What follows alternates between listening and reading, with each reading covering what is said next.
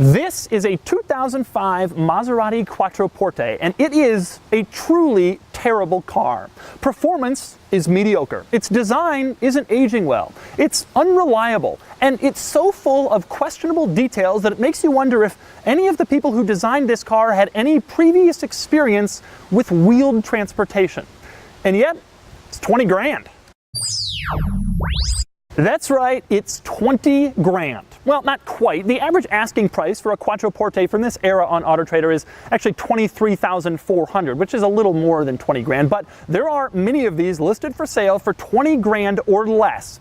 Either way, it's a far cry from this car's original asking price, which was $106,000 before options. And that makes this the easiest way to look rich for cheap. You see, if you drive around in a 2005 Quattroporte, no one will know that you spent the same as a new Dodge Dart with hubcaps. Everybody will think that you spent $106,000, but you will know because you will become intimately acquainted with all of the problems that I described. Today, I'm going to give you a tour of all those problems and show and tell you about all of them. And then I'm going to take this thing out on the road to find out if at least it drives like a Maserati should. And then I'm going to give it a Doug score. And by the way, I borrowed this Quattroporte here in beautiful Minneapolis using Turo, which is this service that lets you rent other people's interesting cars instead of normal, boring airport rental cars. Click the link in the description below to sign up for Turo. Also in the description below, you can find a link to autotrader.com/oversteer, where I've compiled more of my thoughts about the Quattroporte and a list of cars that currently for sale on AutoTrader that will make you look rich for a lot less than they cost new. Anyway, on to the ins and outs of a used Quattroporte. I'll start with something that no other car should ever replicate. Car designers, listen up. When you put it in reverse in this car, it beeps at you constantly. It never stops. Just to let you know that you're in reverse. It doesn't beep on the outside like one of those trucks that goes beep, beep.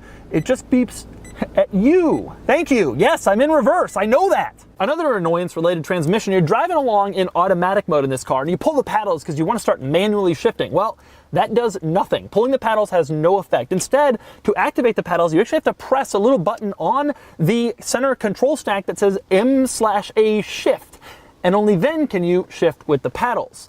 I've never seen that in any other car, thankfully. But I'm not done with the steering wheel just yet. In fact, I'm not even close. Now, the steering wheel has 8 buttons on it, and like in every other car, they do various things and deal with your phone, they change the stereo volume, but the strange thing about the steering wheel is that on the back, it has more buttons.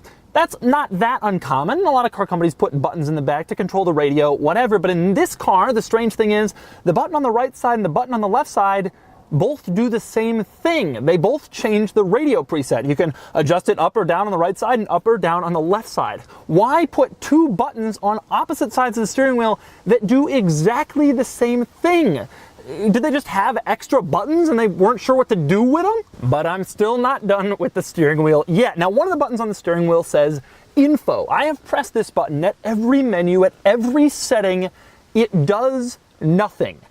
However, this car on its steering wheel with all those buttons, none of them control the cruise control. In fact, the cruise control is placed very awkwardly where you'd least expect it, behind the shift paddle, behind the wiper stalk, behind the ignition switch, on the dashboard under the gauge cluster. It makes no sense. So they put an info button on the steering wheel that doesn't do anything, but they couldn't put the cruise control buttons there.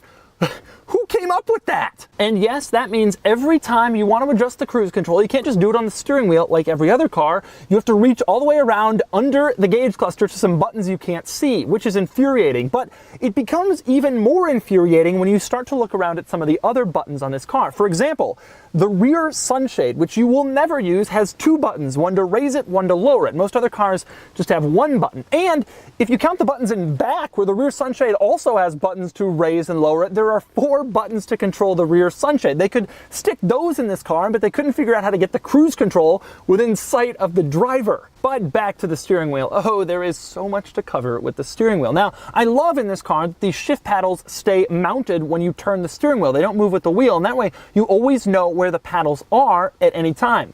What I don't love is the fact that they designed the turn signal and wiper stalks to be behind the shift paddles and not to stick out past them. So when you go to put on your turn signals, every single time you bump your finger on the paddle because you have to kind of reach around the paddle to put on the turn signal. Next, we move along to the Quattroporte pièce de résistance, the most ridiculous, bizarrely engineered thing in this entire car, and that would be the center controls. We will start with my favorite button in the center controls, the one that says TV. You push it and a little icon comes up that says TV not available. I'm going to clue you in here. TV was never available. The TV wasn't offered in the US market, and yet Maserati kept the TV button and just popped that little thing up to tell you about something you couldn't have. Next, we get to the radio presets, and with those, you have to wonder if Maserati was just trying to make people laugh. They certainly have made me. Now, when you look at the center control stack, there are no radio preset buttons. Instead, the radio presets are only accessible if you go into the infotainment system. But here's the problem. You're driving around with the navigation system telling you where to go. You want to change the radio station? Ha ha ha. Press radio, that gets you over to the radio thing, and then you have to adjust the control over to the preset area. Then you scroll between the presets and choose the one you want. Then, to get back to the navigation screen, you press navigation. So if you want to change the radio while you're driving along with the navigation system on, you have to press 1, 2, 3, and then adjust, and then press navigation again just to change the radio station. And let's hope you want that station, because otherwise, you gotta go through the same process again. I can't imagine who came up with that. Seriously, I want their names. Is that the most ridiculous thing in the infotainment system? Of course not!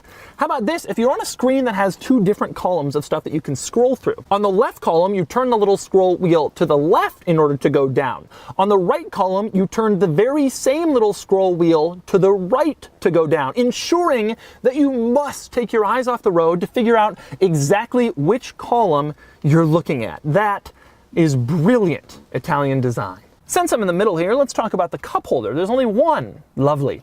And it's about the shallowest cup holder I've ever seen. The cup just flops around. It comes up to about here on a bottle of water. That obviously is a problem when you're in a turn. It can just fly out. And since I'm questioning the quality of some of the things that Maserati chose to install in this car, how about the fact that the entire climate control vents and clock in the middle of the dashboard just shake when you touch them? Now, I admit that that could be unique to this car, but I bet it isn't. Another thing that shakes in the middle here is this really strange little tiny transmission lever that they put in cars for a few years in the 2000s. It's really stupid and it just kind of shakes randomly unless you want to put it in gear. Another fun feature of the Quattroporte, when you turn it on, the check engine light is the very last light in the gauge cluster to go away. Sometimes it doesn't go away for up to 30 seconds, giving you a nice little pang of anxiety every time you start your Quattroporte. All right, now I'm outside the car, but that doesn't mean I'm done pointing out its flaws. Let me tell you a general flaw this car had. The interior is blue. In fact, the interior in virtually all of these really early Quattroportes is blue. That means blue seats, blue door panels, blue dashboard. I hope you really like blue. Also, this car doesn't have a sunroof for $106 grand, and it doesn't have heated seats. If I'm paying that kind of money, those are things that I want, especially if I'm driving a cool Maserati. Admittedly, it does have three little vents on the side that look sort of like those ones that you can buy at AutoZone to make your car look cooler. So it has that going for it. Other problems I have with this car include the passenger side airbag cover. In most cars, there's just a nice, beautiful dashboard. In this car, there's a nice dashboard and then this giant airbag cover thing that leaves no question as to where the airbag is going to pop out from, assuming that it works. Another unusual thing about this car is that the door handles have two distinct ways that you can open the door once you look at them closely. One does it electronically. You pull it and the door pops right open. The other does it mechanically. Presumably that's because Maserati knew the electronic one would break. And then there are the car's reliability problems. As you can imagine, this thing being an expensive Italian car is pretty expensive to maintain, but the real problems come with the transmission's reliability. This cool Duo Select transmission has a clutch that needs to be replaced frequently. Some people on the Maserati Life forums say every 15,000 miles, which is a year of driving for a lot of people. And what does that clutch replacement cost? $4,000 at a dealer. There's also a well-known problem with a pump inside the transmission. There are more reliable parts available now, but replacing the original pump costs over $3,000. Maserati Life. Now, I admit I've been very mean to this car, and there are a couple of cool things about it. For example, in back, the rear seats recline with the push of a button, which is something you don't often see in sports sedans. Also, the brake pedal has the Maserati logo on it. So it has terrible ergonomics and a horrible infotainment system. A bunch of the interior jiggles. There's no sunroof. There's no heated seats. It has these ugly little vents on the side. The car looks generally outdated. The interior is blue, but every time you push the brake, Maserati logo. Yeah, not so bad now. So that's what you'd have to put up with if you bought a Quattroporte for 20 grand to make yourself look rich. It ain't pretty. Now it's time to get this thing out on the road and find out if at least the driving experience lives up to the Maserati name. Driving the Quattroporte. Ah, lovely. It probably isn't that bad, right? The primary issue with this car, and it is a massive one, is the transmission. This is the worst transmission I've ever used in any automobile in history. I think it's the worst transmission ever conceptualized. I think you making a transmission in your basement would probably come up with a better way to put power from the engine to the wheels than this one, and maybe a more reliable one too. And there are many issues with the transmission, but the biggest issue with the transmission is how lurchy it is between gears. So when you're driving along, as I am now, I'm gonna accelerate here. All right, upshift.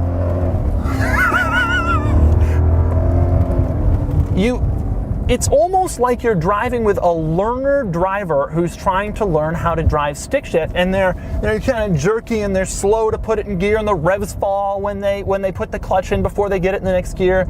It is almost aggressively bad.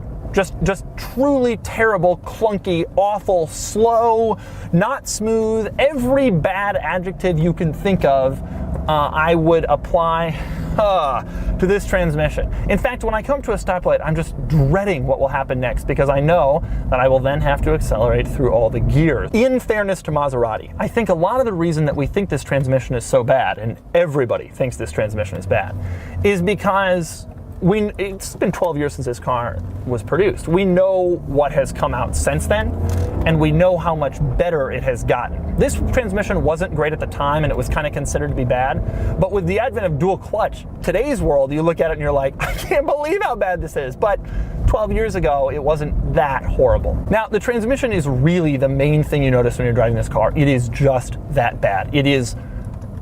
To me, it almost makes the car undrivable. Also, in fairness to Maserati, they realized early on how bad the transmission was. And in later Quattroportes, they added a ZF's traditional automatic transmission, which eliminates a lot of the problems that I mentioned before. The stupid little gear lever, the replacement of the F1 pump and the clutch, the lurchiness that I'm talking about right now. With that transmission, this car becomes sort of a quirky little ergonomic disaster, but a cheap one, and one with a decent transmission, and then it becomes a more appealing prospect. If you're actually looking for one of these, I strongly suggest getting a true automatic Quattroporte instead of one of these with Duo Select, which is just a fancy way of saying very horrible. Now, in the stock form, the Quattroporte is not a particularly enticing sound, which is interesting because we know Maserati now with the Gran Turismos being a very loud, exciting car to drive. And that's not true really of this one. However, there were aftermarket exhausts for this car that could really open it up, and they were quite impressive. The one major selling point I'll give this car is that the handling is excellent. Truly, I mean that. It's really, really excellent. Even 12 years later, even with all these problems, even though it's kind of a stupid car, it's very sharp. It drives very sharp. It corners sharply. The steering is very connected and precise. At the time this car came out, BMW was obsessed with just forcing big power into the M5. Maserati went with less power. This car only has 400. The M5 had 500. But instead they wanted to make the car sort of more lithe, more tossable, and they succeeded in that. It does a really, really good job going around corners. It's fun to drive, but then you do the transmission shifts. Oh, the brakes are strong too. I mean, this was a performance car. In every sense, this was a good performance car, except it didn't sound that great, and the transmission just ruined the experience. It didn't dull the experience. It didn't make the experience less interesting, less exciting. It ruined the experience of driving a Maserati Quattroporte. And it doesn't matter what you do to make it better. A lot of the owners, Maserati Quattroporte owners who watch this video say, well, take your foot off the gas when you're shifting and it'll do better. It does make it a little smoother. It's also annoying. Why do I have to do that? Isn't the whole point, you know, I don't want to drive a stick shift. I don't want to be moving my feet and my hands. Well, I'm pulling the pedal and taking my foot up. Well, why don't I just have a stick shift? It would be better. And when I put in auto mode, that's when it's really bad. Auto mode shifts very slowly. I would rather drive a stick shift car with my wife who doesn't know how to drive a stick shift than drive this car in auto mode. Yep, got to go in reverse and have it beep at me. Beep, beep, yeah, I know I'm in reverse. I'm going backwards and it says R and I don't want to be too bad to this car. The seats are reasonably comfortable, his visibility is good. I mean, it was a good car than that, and it was trying to bring this cool new Formula One style technology to the road. It's just that with hindsight, we now know that that was a horrible idea, and, you know, I'd rather eat a ream of paper. And so that's the 2005 Maserati Quattroporte, a true disappointment in every way. One of the single worst transmissions ever installed in a modern car. Strange quirks, terrible ergonomics, and tremendously high repair bills and potential risks. If you see one of these on the street, make sure to stare at it, maybe take a picture. You'll make the owner's day. And he needs that because he just spent $8,000 to replace his F1 pump and his clutch, his check engine light is on, and he can't figure out how to change his radio presets. And now it's time for the Doug score and some angry emails from Quattroporte owners. I'll start with the weekend categories. Styling is fine, not great, not bad, but just fine. However, it's really started to show its age. To me, this no longer looks like the expensive car it once did, and it gets a 4 out of 10. Acceleration, that horrid transmission dulls this car's V8 performance so much it only does 0 to 60 in 5.2 seconds, giving it just a 5 out of 10. Handling is excellent, especially for its age. It easily scores a 6 out of 10, just 1 point behind the new Ferrari GTC4 Lusso. Cool factor, I have to admit, I don't find this car cool, and if you've watched this video, you probably don't find it cool either, but I took this car through a Wendy's drive-thru when I was in Minneapolis, and the workers flipped out. You got a Maserati! The entire restaurant came over to look at it. It's no Ferrari, it's no 918 Spider, but regardless of what you and I might think, it's cooler than average, and it gets a 6 out of 10. Finally, importance measures the car's significance. This car is more significant than a run-of-the-mill Honda Accord or Ford Explorer, but in my opinion, not by much. It gets a 5 out of 10, bringing its total weekend score to 26 out of 50, above only my old Range Rover and the horrible Cadillac ELR. How much do I want to drive this car on the weekend? Less than the Mercedes R63 AMG, which is a minivan. Maybe it'll fare better in the daily categories. Starting with features, the infotainment system is horribly designed. There's no heated seats or sunroof. It isn't off to a good start, and it gets a 4 out of 10. Luxury measures comfort and smoothness. This car is sort of smooth, I guess, but that transmission just kills any semblance of serenity inside the cabin. It gets only a 5 out of 10. Quality measures reliability and materials. Reliability is notoriously awful, and materials aren't really much better. It gets a measly 3 out of 10, the lowest score yet in this category. For practicality, it has 15.9 cubic feet of cargo space, giving it a 4 out of 10. And finally, value. Any other car would get a 1 for being so poorly built, so poorly designed, so poorly executed. But folks, it's still a Maserati for 20 grand. Argue with me all you want, but ask someone who isn't into cars if they want a Maserati for $20,000 and they'll ask where to sign. It gets a 4 out of 10, bringing its total daily score to 20 out of 50, worse than every other car I've ever scored except for the Ferrari F40. That seems about right. In the end, the total Doug score is 46, making it the second worst car I've scored. Yes, Maserati Quattroporte owners, thank God for the Cadillac ELR.